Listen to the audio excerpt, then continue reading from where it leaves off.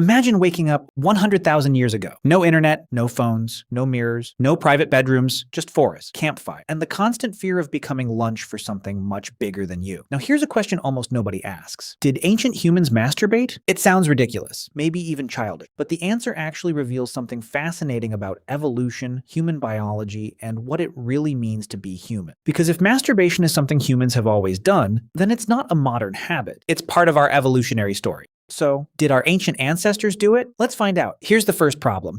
Masturbation doesn't leave fossils. Nobody carved into a cave wall. Today, I discovered masturbation. So scientists can't simply dig into the ground and find proof. Instead, they become detectives. They look at evolution, animal behavior, ancient biology, archaeology, and human psychology. When all of those clues point toward the same conclusion, scientists can make a very educated guess. And surprisingly, the evidence is much stronger than you might expect.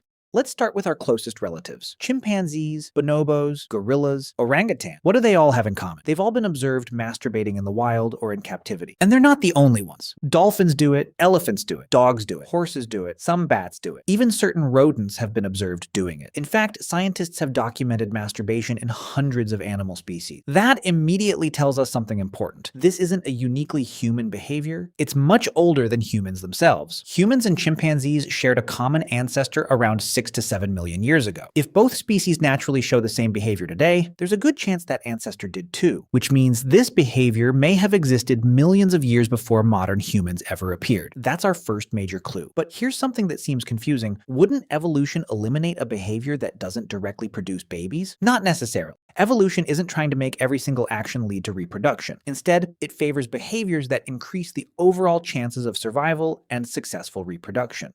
Researchers have proposed several possible evolutionary benefits. One idea is that ejaculation can remove older sperm, leaving healthier sperm available for future mating. Another idea is that masturbation reduces sexual tension, helping individuals stay focused instead of constantly competing for mates. Some researchers also suggest it may reduce stress and promote relaxation. For females, scientists are still studying possible evolutionary advantages. Some hypotheses suggest it may help with sexual learning, improve arousal, or simply serve as a natural byproduct of a brain designed to seek pleasure. It's important to say something here. Scientists don't agree on every explanation. Some hypotheses have stronger evidence than others, but almost all researchers agree on one thing. The behavior itself is completely natural. Now let's imagine a group of hunter-gatherers living around 100,000 years ago. Forget the animal skins. Forget the stone tools. Think about their bodies. They had the same hormones you have, the same brain, the same nervous system, the same dopamine, the same testosterone, the same estrogen. They experienced attraction, desire, embarrassment,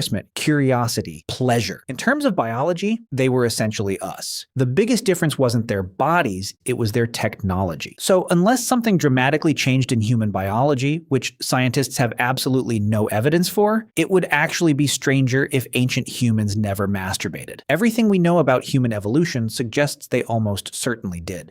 But wait, is there any archaeological evidence? Kind of. Some prehistoric carvings and ancient artworks have been interpreted by a few archaeologists as depicting masturbation. But here's the problem. Ancient art rarely comes with labels. A carving could represent fertility. It could represent a ritual. It could symbolize reproduction. Or maybe it's something completely different. Without written explanations, nobody can know for certain.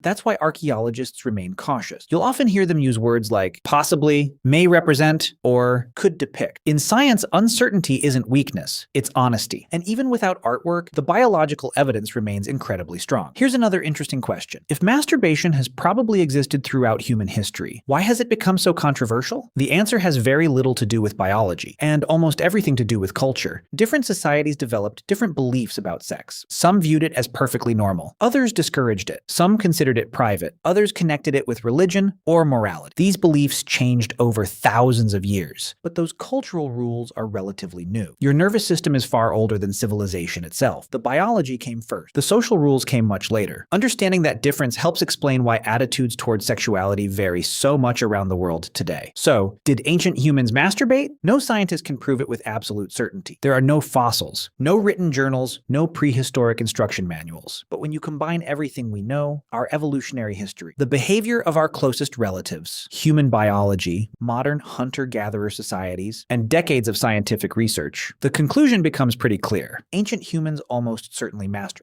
Not because they were modern, not because they had the same culture as us, but because they had the same biology. Sometimes the strangest questions reveal the most interesting answers, because asking whether ancient humans masturbated isn't really about sex. It's about understanding what parts of being human have stayed with us for hundreds of thousands, or even millions of years. And it turns out quite a few of them have. If you enjoyed this video and learned something new, subscribe for more strange questions with surprisingly scientific answers, because sometimes the weirdest questions teach us the most about ourselves.